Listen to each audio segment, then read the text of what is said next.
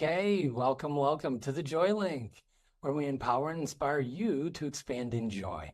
I'm your host, Brian, and we have the pleasure today to be joined by Miranda Cobb, joining us from Halifax, Nova Scotia, Canada. Welcome, Miranda. How are you? Hi, Brian. I'm really happy to be here with you. Thanks for having me.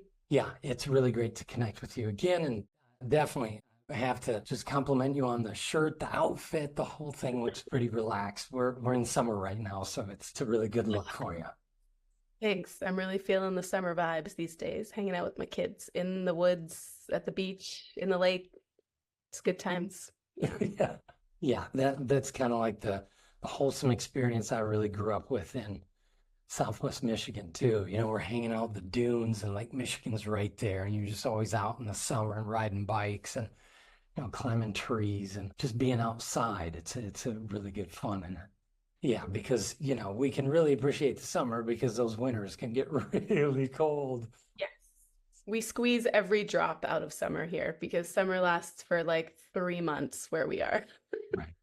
So, just to give everybody a little quick background of how Miranda and I met, that was through a business networking call.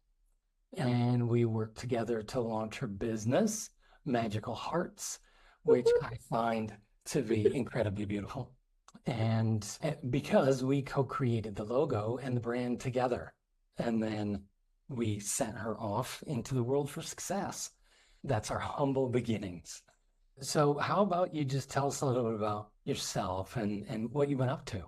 Yeah, so I think like a lot of people in the 2020s, it's been a really wild, very rapid awakening journey. So for me, as somebody who's been always very energetic and kind of just always having interesting experiences that people around me maybe weren't always having, I've been diving into that way more in the last couple of years, and things have been opening up in really fun ways and lots of clearing things out. So I've been stepping into, yay!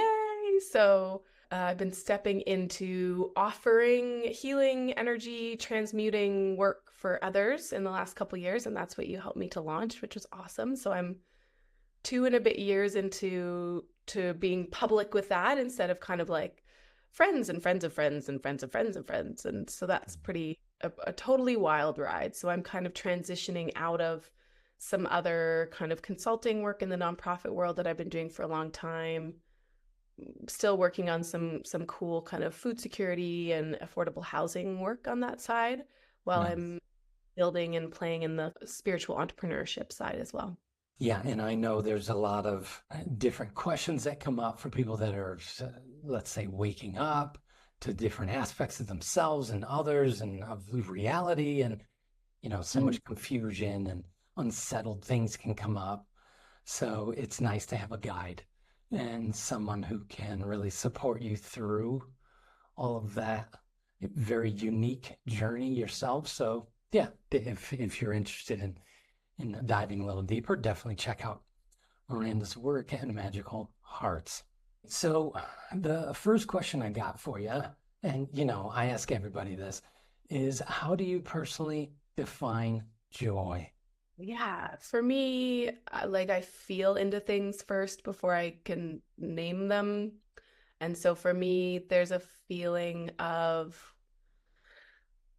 like lightness, like there's an upliftment of the frequency of the energy, and there's this lightness and this expansion. And I think the cool thing for me about joy is that it can be really, there can be like this peaceful kind of joy, or there can be that kind of exuberant joy, like, that uncontrollable giggling feeling, or just this feeling of like the image I'm getting is kind of like lying in bed at night and I have my kids like cuddled up around me, and there's just this like real peaceful, easeful joy in those in quiet moments. So it's like this spectrum where the thread is like this like uplifted, expansive lightness. Mm.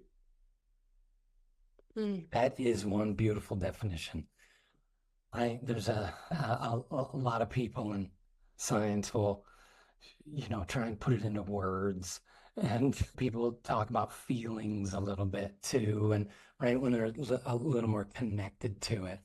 Yet you've really brought in some pictures and some moments, right? So that's really unique how you experience joy. I like how you said it's both peaceful and exuberant, right? So you have a bit of that spectrum there, right? Between like elation and jubilation and just like that blissy hallelujah. Right? It's just like, oh yeah. Yeah. I've also had some really nice experiences with joy. So hence why Julie and I are really connected on talking about it more because it's really one of the things I like to focus on, right? Understanding joy within myself and then expanding those experiences and also understanding how other people are connecting with it and experience it in their life as well. So, yeah, being in very light and uplifting and expansive, I think that's a really beautiful definition of joy. Right. So you were talking about also what that feels like or what that looks like, right there with the kids. Any other memorable moments pop up when you think about joy? Yeah, for me, like the images running through my head are all outside. Like they're all in the trees, they're all playing in the lake. I grew up in a mountainous area in Western Canada, so I spent a lot of time hiking mountains as a kid and canoeing down these wild rivers. And to me, that just like wild nature, like being in big wild nature, I can tap into that feeling of joy. It just is it's like woven into the energy there. And so for me, it's that. And then lately, as I have young kids in my life and I'm in this phase, like joy for me is like at the end of my day yesterday, I went and picked my kids up from camp, and right now they're at this camp on this lake. I live in Dartmouth, which is like the other side. It's connected. It's part of Halifax. We're kind of amalgamated in, but Dartmouth is called the City of Lakes because literally, like, you think you're in all these houses and all of these subdivisions and stuff, but hidden behind all the houses are lakes everywhere. And if you fly over my city, there's lakes everywhere. So there's an like almost infinite number of lakes that you can jump into and play in my block, on my street, in my neighborhood. Nice. So I went to pick them up, and my 4-year old, her thing, like she just swam out in her little life jacket. She swam out to the dock, and her thing is just throwing herself off this dock, like at whatever full speed she can, in whatever shape she can, with this huge smile on her face. And she'll get up there and say, "This is the best day of my life," and like throw herself into the water. And so really playing with my kids outside and in water is like exuberant joy I get to access with Right. them. Yeah, that's really the fun of parenting as well, around that age. Yeah. And it's a little bit before the internet and plugging them in and that too, right? I did my best to not allow Kaya to plug in to, let's say, TV or the internet until he was 5. So it was all just really outside playing. Me, sitting on the floor and doing Legos and all that stuff. Yeah, yeah, yeah, And yeah. then, right, and then just outside. And yeah, it's one of those really special times in our lives when we can experience that from the different angle, right? Because we were kids and we were having all that fun, and now we get to see it, Mhm. right? And it'd be like, wow, it was that fun. And then we can tap into it again and play along with them. And that's priceless. And I feel like they invite me into joy all the time, and it's up to me to say yes to that. And sometimes I say, "No, I'm gonna do your laundry right now. I'm gonna try and really enjoy it." But I'm, sometimes I'm like, "Yeah, let's do that Lego all over the kitchen while we're thinking Right. about maybe going to sleep." But you're really jazzed about Lego, so let's go for it for a Right. few minutes. Yeah, they give us that choice because that's a Yeah. lot of the state that they can find themselves in, even though they don't know it. right? They're just in it. And so it's like, okay, well, I love you. I'm going to hang out with you. Yeah. Let's play. Yeah, so there's a lot of that playfulness in joy as well, Yes, right? definitely. And being in the moment, Hmm. because the older we get, the more the mind is really active and the more we're really choosing for being more serious as well. It's like, okay, I have serious things to do. Should we be doing? Yeah, what should I do right now? Rather than like, I just want to bring out some paints and paint something. Like that's what Right, would wake like, oh, I want to do that. right. Yeah, No, I and just want to tape this to the side of the building and just start throwing paint. yeah. It's like, ta-da, and then like put my arms in it or something, and then like rub around on it, and then walk inside and you're all dripping of paint and like I'm blue. Like that's, you know, we need that. Correct. That's my daughters have literally done that. Yes. Yes, I'm just tapping into that as well. There's a kid vibe that I'm really into as well, right? It's like that playful, yeah, that exuberance is really fun. Hanging out with the kids. So then, what practical advice would you give anyone who's looking to create more joy in their life? That's such a good one. But let me feel into my body to see. Oh. Yeah, I think that the the work that I'm doing right now, and it does feel like work to get to joy, is my own journey at this stage is really about clearing out the barriers that are built up in me between my true self, my core self, my soul self, and that state of joy, that frequency of joy.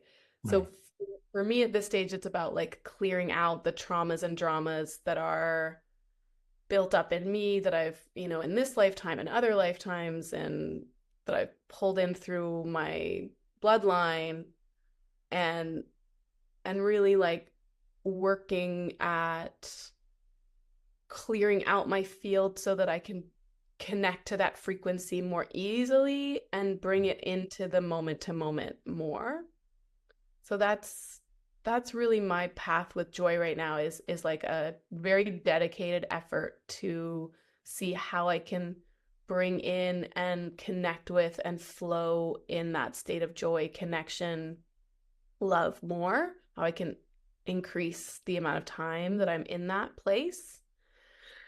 And then I think the other like really practical thing for me is like getting sweaty, like really working out, jumping around, dance, like whatever. Like for me, a route into joy is through embodiment and joyful movement. And like for me, that's like really getting sweaty. Like I go to these workouts and we're like, we do this, they put on this great music and we do this free like dance around, and then we're doing jumping jacks, and then we're doing like push-ups, and then like really like getting into the body and moving it around for me is a way to like work out some stagnant energy and like clear things out, move things, get the energy flowing through to like clear, clean out, right. and like help my body to access those kind of higher states. So for me, yeah, it's like getting sweaty in whatever way feels good and accessible to different Right. people. It's really different for different people, but Yeah. Yeah, that's really great advice, just to keep moving. And one of the funny things is that science really backs that up as well. And there was a recent study that was done with Americans, and the study was saying that we need to have so many steps in a day, right? And it's you hear people talk about 10,000 steps, right? You need 10,000 steps a day, and you're right, you're going to be healthy. Well, the science came back and said, well, we need 6,500 steps to avoid chronic disease and depression, right? That's like a baseline. So it's mm, 65 is minimum. So I mm, always shoot for 10, right? And anytime I hit, if I'm shooting for 10 and I hit 8, well, then that's got 8K. like in a day, well, that's great, right? As long as I'm staying above that 65. Because the study came back and said, well, the average American is getting 4,500 steps a day. And from my experience in the States for about 20 some odd years, is that, yeah, we drive around a lot. Mhm. And then we go from the home to the car to the office, and then we sit there, and then we come back. Or if it's soccer mom, well, she's just in the car carting people around too. And it's like yeah, everything is really spaced out. So actually dedicating some time to movement, incredibly important. And then you're talking about really raising the heart rate too, and really feeling into the body. And that is when you can access the flow state, right? And when you're actually just like really in the moment and you can really feel your body. And you're talking about moving energy as well, because stagnant energy can't stick around with something that's all constantly moving. And since we are like this and not like made like this, or well, like this, right? We're meant to be moving like constantly.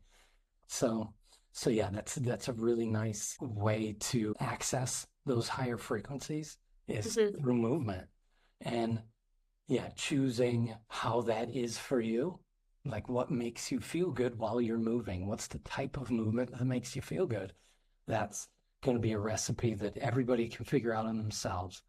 Like I like to go to big music festivals and be around 20,000 people and we're all dancing and I don't know a soul. And we're all just in the same like frequency of this is amazing, right? Because we're connecting to the planet. There's like 20 or 50,000 people all standing around like dancing in a certain area of the planet, right? And that does something with the frequency of the area around it and through the planet. We're all in celebration.